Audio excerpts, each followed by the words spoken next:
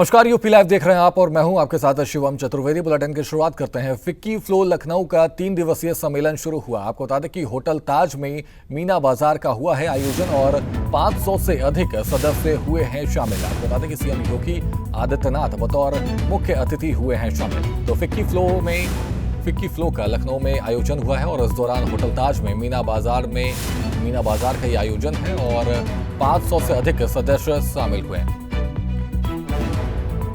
CM Yogi Adityanath संबोधन कर रहे हैं लखनऊ में, क्या कुछ कह रहे हैं सुनिए। 21,000 16,000 से अधिक आप लोगों के प्रोफेशनल्स आपके साथ जुड़े हैं, लेकिन मेरा मानना है कि 140 करोड़ की आबादी के भारत में ये संख्या आपकी कम है।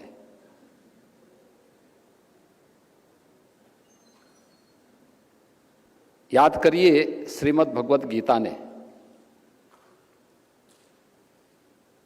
एक मंत्र में बात कही, एक श्लोक में एक बात कही, कृषि गोरक्ष वाणिज्यम वैश्य कर्म, यानी ये जो जितने भी हमारे प्रोफेशनल वर्क में आते हैं, ये केवल व्यापार ही नहीं, वाणिज्य ही नहीं। आपने पिछले 11 वर्ष में बदलते हुए भारत को देखा है। अलग अलग क्षेत्र में देश ने प्रगति की है और भारत की ये अभूतपूर्व प्रगति आज दुनिया को आकर्षित करती है। हम सब इस बात पर गौरव की अनुभूति कर सकते हैं कि पिछले 11 वर्षों में प्रधानमंत्री मोदी जी के नेतृत्व में भारत ने तेजी के साथ आज दुनिया की चौथी बड़ी अर्थव्यवस्था के रूप में अपने आप को स्थापित करते हुए दुनिया की सबसे तेज गति से उभरती हुई अर्थव्यवस्था के रूप में आज का हमारा नया भारत है। हम बहुत शीघ्र दुनिया की तीसरी बड़ी अर्थव्यवस्था बनेंगे। तो तीसरी बड़ी अर्थव्यवस्था प्रधानमंत्री जी का मार्गदर्शन है, उनका नेतृत्व है, लेकिन अर्थव्यवस्था को लीड भी कोई और नहीं कर रहा है। देश की वित्त मंत्री श्रीमती निर्मला सीतारमण जी के ही नेतृत्व में भारत इस अर्थव्यवस्था को एक नई गति दे रहा है। स्वाभाविक रूप से आधी आबादी को नजरअंदाज करके समाज स्वावलंबी और आत्मनिर्भर नहीं हो सकता, और इसी को ध्यान में रख करके सरकार ने, उत्तर प्रदेश सरकार में आज से 8.5 वर्ष पहले हम लोग जब यहाँ पे सत्ता मिली थी, तब के उत्तर प्रदेश के बारे में आप में से किसी से छुपा हुआ नहीं है। असुरक्षा का वातावरण था, कानून व्यवस्था तार तार थी, दंगे होते थे, न व्यापारी सुरक्षित था, न उद्यमी सुरक्षित था, न बेटी सुरक्षित थी, न बाजार सुरक्षित थे। उन स्थितियों में उत्तर प्रदेश की बागडोर जब हम लोगों के हाथों में आई थी, तो हम लोगों ने सुरक्षा को पहली प्राथमिकता दी कि हम महत्वपूर्ण ये है कि जब व्यक्ति ही सुरक्षित नहीं तो पूंजी कैसे सुरक्षित होगी। जब व्यापारी और उद्यमी सुरक्षित नहीं है और बेटी भी सुरक्षित नहीं है और बाजार भी सुरक्षित नहीं है, तो हम किस विकास की बात करते हैं। और उस समय हम लोगों ने यहां पे काम करना प्रारंभ किया था। आपने देखा होगा, इन 8-8.5 वर्षों में प्रदेश सरकार ने अपराध और अपराधियों के प्रति जीरो टॉलरेंस की नीति के तहत जो कार्य करना प्रारंभ किया, आज उत्तर प्रदेश इस दिशा में एक लंबी छलांग लगाया है। आज देश के अंदर एक मॉडल के रूप में उत्तर प्रदेश की कानून व्यवस्था मानी जाती है। पर्व और त्यौहार शांतिपूर्ण तरीके से आयोजित होते हैं। हर व्यक्ति को सुरक्षा का एक एहसास होता है, और सुरक्षा के इस एहसास और सरकार के द्वारा ईमानदारी से किए गए प्रयासों का परिणाम क्या है कि जिस प्रदेश में पहले निवेश आता नहीं था, बल्कि जो पहले से यहां पर जिन्होंने अपना निवेश किया था, वे उसे बाइंड अप करके यहां से भागने के लिए इंतजार करते थे कि कब उन्हें मौका मिले और वे बाहर निकल जाएं। आज उस प्रदेश में पिछले 8 वर्ष में हम लोगों ने 45 लाख करोड़ रुपए से अधिक के निवेश प्रदेश के अंदर लाने में सफलता प्राप्त की, जिसमें अब तक 15 लाख करोड़ को सफलतापूर्वक हम लोग यहाँ पे ग्राउंड ब्रेकिंग करा चुके हैं और बहुत शीघ्र प्रदेश के अंदर हम लोग 5 लाख करोड़ रुपए के नए निवेश प्रस्तावों को जमीनी धरातल पर उतारने की कार्रवाई को आगे बढ़ा रहे हैं। ये निवेश आया तो रोजगार भी बढ़ा और रोजगार केवल पुरुषों को नहीं बना, यानी वीमेन वर्कफोर्स यूपी के अंदर जब हम लोग आए थे मात्र 12 से 13% था, आज ये संख्या 35 से 36%, यानी 3 गुना बढ़ा है मात्र 8 वर्ष में। हम लोग जब 2017 में आए थे, उत्तर प्रदेश पुलिस बल में महिलाओं की संख्या केवल 10,000 थी और आज वो 10,000 जो रहे होंगे उनमें से कुछ रिटायर भी हुए होंगे। अनुमान करिए क्या स्थिति थी। आज हमारे पास 44,000 महिला पुलिस कार्मिक हैं। होटल ताज के मीना बाजार में ये आयोजन हो रहा है और इस दौरान आपको बता दें कि 500 से अधिक सदस्य शामिल हुए हैं। अब बता दें लखनऊ में सीएम योगी आदित्यनाथ बतौर मुख्य अतिथि शामिल हुए हैं। वहीं खबरों में आगे बढ़ते हैं। लखनऊ के सिटी मॉन्टेसरी स्कूल में 25वें अंतर्राष्ट्रीय मुख्य न्यायाधीश सम्मेलन का आयोजन हुआ। सीएम योगी आदित्यनाथ ने उद्घाटन किया। 56 देशों के मुख्य न्यायाधीश, राष्ट्रपति, प्रधानमंत्री और कानूनविद शामिल हुए। सम्मेलन भारतीय संविधान के अनुच्छेद 51 पर केंद्रित रहा। सीएम ने कहा कि युद्ध समस्या का समाधान नहीं, शांति ही मानवता का आधार है। ये रिपोर्ट देखिए।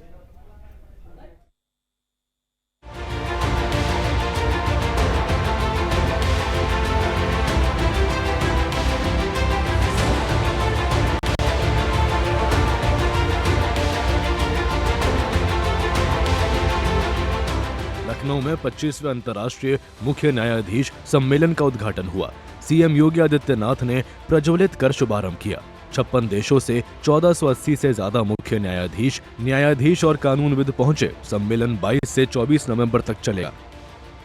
अब ये कि शिक्षा किसी भी व्यवस्था का, व्यक्ति हो, समाज हो या राष्ट्र हो, डायलॉग की स्थापना man to man, society to society, country to country, यह स्थापित तभी हो सकती है जब हम उसके बेसिक भाव पर विचार करें। ये बेसिक भाव एजुकेशन के माध्यम से हम प्रत्येक बच्चे के मन में, प्रत्येक छात्र छात्रा के मन में पैदा कर सकते हैं। लेकिन आज भी यह एक चुनौती बनी हुई है। दुनिया में जहां अशांति है, जहां पे अराजकता है, जहां वर्चस्व को लेकर के एक दूसरे की संप्रभुता को हड़पने की होड़ हो, वहां पर एजुकेशन, वहां पर हेल्थ, वहां पे सस्टेनेबल डेवलपमेंट की बात अपने आप में एक बेमानी सी दिखती है। सीएम योगी ने कहा कि युद्ध किसी समस्या का हल नहीं, हर मुद्दे का समाधान बातचीत से निकले। मौजूदा युद्धों ने दुनिया भर के 2.5 अरब बच्चों का भविष्य खतरे में डाल दिया है। भारत हमेशा शांति का पक्षधर रहा। पीएम मोदी के संयुक्त राष्ट्र में दिए बयान का जिक्र करते हुए सीएम ने सभी देशों से शांति के लिए एकजुट होने की अपील की। कि वास्तव में समस्या क्या है, और कहीं ना कहीं हम जब इसकी तह में जाते हैं तो हमें लगता है कि डायलॉग एक दूसरे के बीच में नहीं है, या किन्हीं कारणों से स्वयं के वर्चस्व को स्थापित करने के लिए डायलॉग को बाधित किया गया। यह कॉन्फ्रेंस अपने आप में डायलॉग का एक माध्यम है। दुनिया के न्यायविदों के माध्यम से दुनिया की मानवता के लिए, उन लोगों के लिए जिन लोगों ने अपना स्वयं का वर्चस्व स्थापित करने के लिए दुनिया में अशांति और अराजकता का सा वातावरण पैदा करने का प्रयास किया है। आज जब हम सीएमएस के इस प्रतिष्ठित प्रांगण में इस मुद्दे पर विचार करने के लिए एकत्र हुए हैं, हमें यूएन की उस घोषणा को भी स्मरण करना होगा जिन्होंने सस्टेनेबल डेवलपमेंट गोल्स के बारे में दुनिया के राष्ट्रों से आह्वान किया था। सम्मेलन का विषय भारतीय संविधान का अनुच्छेद 51 है, जो अंतर्राष्ट्रीय शांति और सुरक्षा को बढ़ावा देने पर जोर देता है। डिप्टी सीएम केशव मौर्य ने प्रतिनिधियों का स्वागत किया। इंटरनेशनल कोर्ट ऑफ जस्टिस के चीफ जस्टिस दलवीर भंडारी भी मौजूद रहे। सांस्कृतिक कार्यक्रमों में इंडिया नाइट का आयोजन हुआ। यानी whole world is one family has been basic philosophy of India for thousands of years. यानी भारत हजारों वर्षों से पूरी दुनिया को एक परिवार के रूप में मानता रहा है।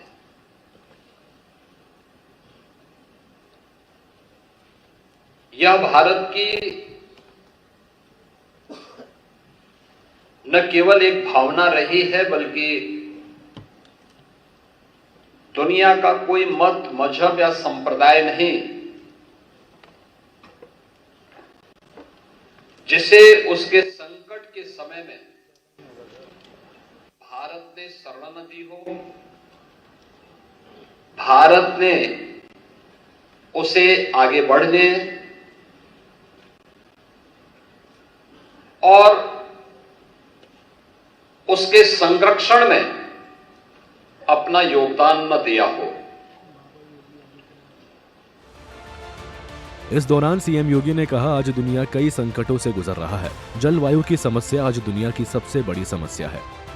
चुनौती से जूझ रही है, चाहे वह जलवायु परिवर्तन का हो, साइबर सिक्योरिटी का हो या फिर आतंकवाद का हो। अगर कोई भी देश या कोई भी समाज इन सभी मुद्दों से आंखें बंद करके दुनिया की मानवता के सामने संकट खड़ा कर रहा है, तो मान करके चले कि यह संकट उसको भी एक दिन अवश्य निगलने का कार्य करेगा, जो आज दूसरों के लिए संकट खड़ा कर रहा है। कोविड जैसी महामारी ने इसके सामने, हमारे सामने उन बातों का उल्लेख किया है कि आज की कोई भी समस्या केवल एक देश की समस्या नहीं, ये दुनिया की समस्या होती है और दुनिया को ही मिलकर के इसके समाधान का मार्ग भी निकालना पड़ेगा। लखनऊ मुख्य न्यायाधीश सम्मेलन ने वैश्विक शांति का संदेश दिया। सीएम योगी का उद्घाटन और अनुच्छेद 51 पर फोकस भारत की एकता को मजबूत करेगा। 56 देशों की भागीदारी विश्व पटल पर यूपी की पहचान बनेगी। ब्यूरो रिपोर्ट, सूर्य समाचार।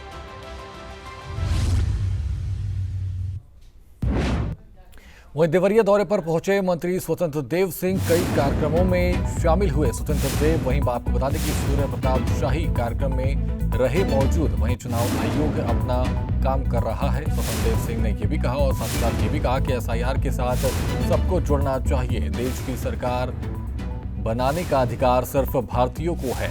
तो स्वतंत्र देव सिंह ने सूर्य प्रताप शाही भी इस दौरान उनके साथ कार्यक्रम में मौजूद रहे और इस दौरान उन्होंने चुनाव आयोग अपना काम कर रहा है, इन तमाम बातों का जिक्र किया स्वतंत्र देव सिंह ने। महत्वपूर्ण भारतीय जनता पार्टी के सरदार पटेल की 150वीं वर्ष पूर्ण हुआ है। भगवान बिरसा मुंडा का भी 150वीं वर्ष पूर्ण हुआ है। वंदे मातरम का भी 150 वर्ष में पूर्ण हुआ। ये भारत माता की जय वंदे मातरम एक मंत्र नहीं था, यानी एक मंत्र शब्द नहीं है। ये मंत्रों पर लोगों ने कुर्बानी दे दिया। देश के स्वतंत्रता सेनानियों ने, जो राष्ट्रभक्तों ने देश की कुर्बानी दी, वो लोगों को इतिहास के पन्नों में समेट दिया गया।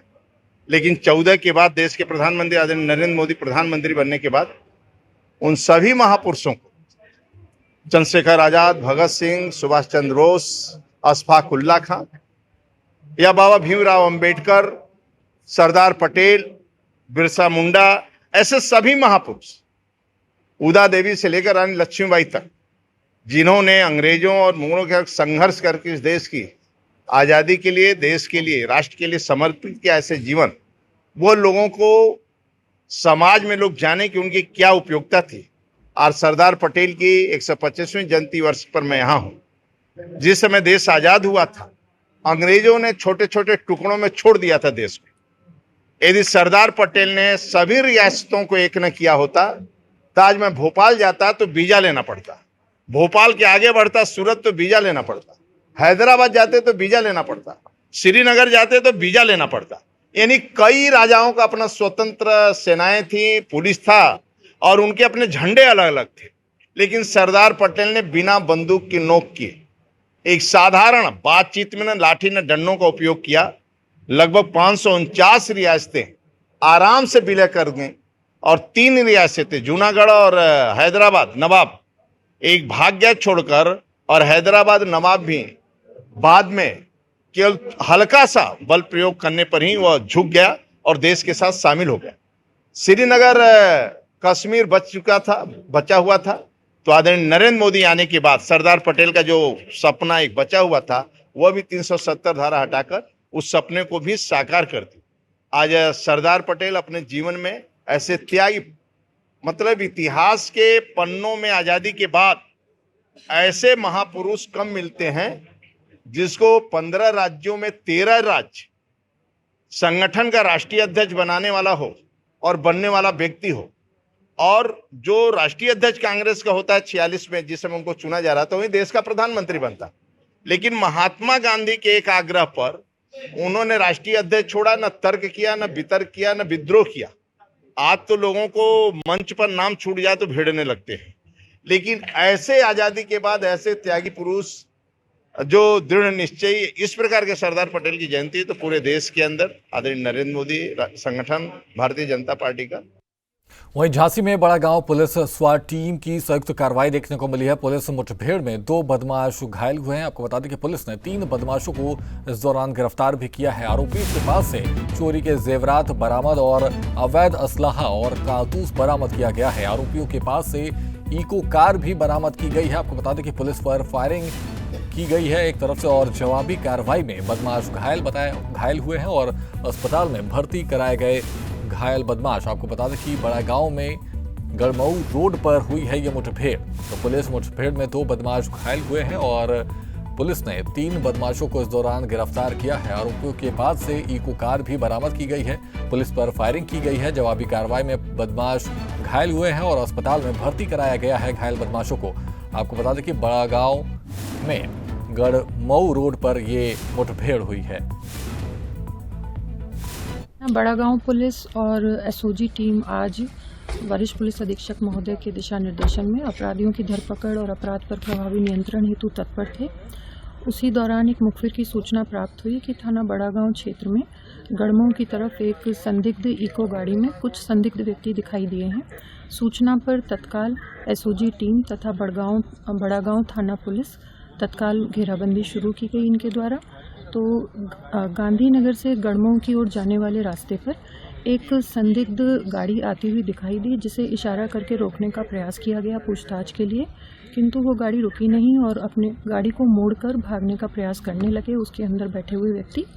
तो जैसे ही उन्होंने गाड़ी मोड़ी, उसी दौरान उनकी गाड़ी एक गड्ढे में फंस गई। उसमें से गाड़ी से निकल के वो लोग भागने लगे। पुलिस ने उन्हें पुनः रोकने का प्रयास किया, किंतु उन्होंने पुलिस पर जान से मारने की नीयत से फायर कर दिया। इसमें जवाबी आत्मरक्षा पुलिस ने फायरिंग की और 3 लोगों को मौके से गिरफ्तार किया, जिसमें संजीव और चंद्रशेखर नाम के 2 व्यक्तियों के पैरों में गोली लगी तथा राममोहन नाम के व्यक्ति को गिरफ्तार किया गया। इनसे पूछताछ में इनके द्वारा विगत दिनों शंकरगढ़ और बड़ागांव क्षेत्र में हुई चोरी की घटना को करना कबूल किया गया तथा इनके कब्जे से इनकी गाड़ी में जब चेकिंग की गई तो 2 तमंचे और लोहे का कटर और हथौड़ी, पेचकस, इस तरह का चोरी का कुछ सामान बरामद हुआ है तथा विगत दिनों में हुई चोरी में से भी कुछ सामान था जो इनके कब्जे से बरामद हुआ है और आज भी ये दोबारा एक घटना को करने के लिए, रेकी करने के लिए इस क्षेत्र में घूम रहे थे। दोनों को इलाज के लिए घायलों को अस्पताल भिजवा दिया गया है। आगे की पूरी विधिक प्रक्रिया पूरी की जा रही है। वहीं संभल में हाई अलर्ट जारी किया गया है। जुमे की नमाज पर अलर्ट जारी किया गया है। आपको बता दें कि महंत ऋषिराज गिरी की पदयात्रा से पहले जारी था ये अलर्ट और संवेदनशील इलाकों की हो रही है मॉनिटरिंग। आपको बता दें कि प्रशासन ने किए सुरक्षा के पुख्ता इंतजाम। तो संभल में हाई अलर्ट जारी किया गया है और जुमे की नमाज पर यह अलर्ट जारी है। और आपको बता दें कि महंत ऋषिराज गिरी की पदयात्रा से पहले जारी था ये अलर्ट और संवेदनशील इलाकों की हो रही है मॉनिटरिंग। आपको बता दें कि प्रशासन ने किए सुरक्षा के पुख्ता इंतजाम। संवेदनशील इलाकों की लगातार मॉनिटरिंग हो रही है। क्योंकि अब 24 तारीख के हम लोग नज़दीक हैं, इसलिए हमारे जो सभी सीओ, जिसमें हमारे एएसपी संभल साहब, इंस्पेक्टर संभल, इंस्पेक्टर रायसत्ती, नखासा, हयातनगर, जो बड़े बड़े कस्बे हैं, ये सभी हमारे लोग जो भी अधिकारी हैं ये सभी सतर्क हैं। इसके अतिरिक्त हम लोगों ने जो सिविल पुलिस का जो पीएससी का कंपोनेंट है वो भी अभी आज डिप्लॉयमेंट पे दिया हुआ है। हमारी जितनी भी मोबाइल पार्टियां हैं, चाहे 2 पहिया चाहे 4 पहिया, वो इस समय सभी लोग भ्रमणशील हैं और बाकी शहर की जो सामान्य अपनी जो दिनचर्या है उसका पालन कराया जा रहा है। अभी तक जो ऑब्जर्वेशन है वो सब की चीज़ें सामान्य पाई गई हैं। वहीं अयोध्या में श्री राम जन्मभूमि मंदिर के ध्वजारोहण समारोह से पहले नगर निगम ने स्वच्छता अभियान चलाया है। 25 नवंबर को होने वाले ऐतिहासिक कार्यक्रम के लिए सुरक्षा व्यवस्था पूरी तरह पुख्ता कर ली गई है। पीएम मोदी ध्वज फहराएंगे। सीएम योगी की देखरेख में तैयारियां तेज हैं। ये रिपोर्ट देखिए।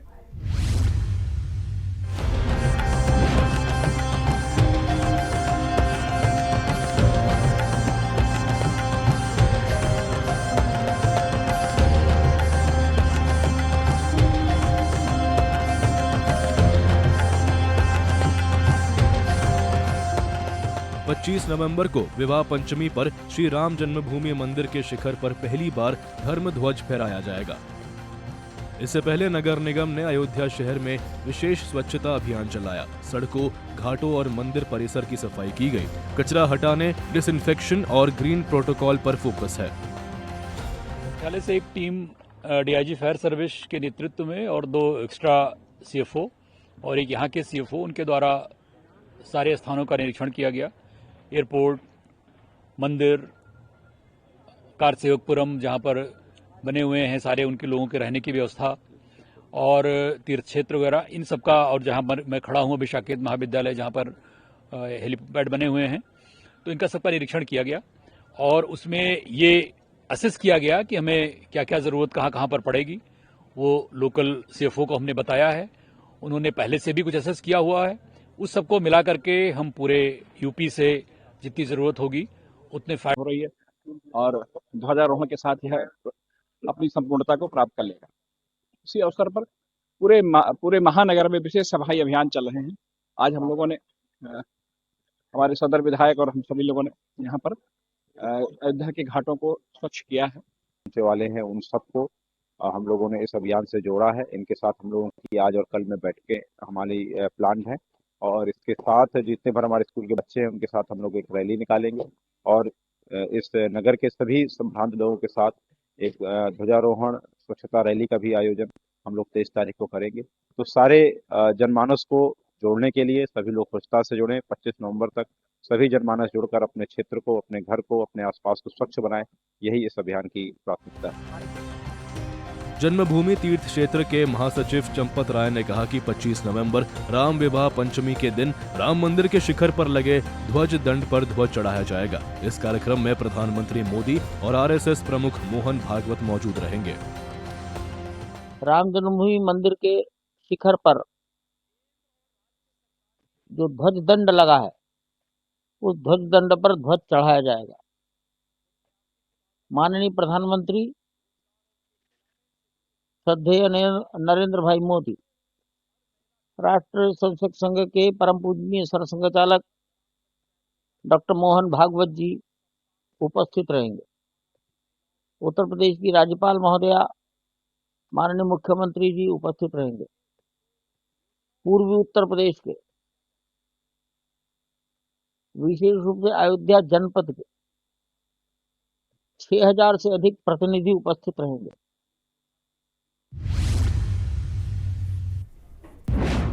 फिलहाल यूपी लाइव में इतना ही। आप बने रहिए सूर्य समाचार के साथ। नमस्कार।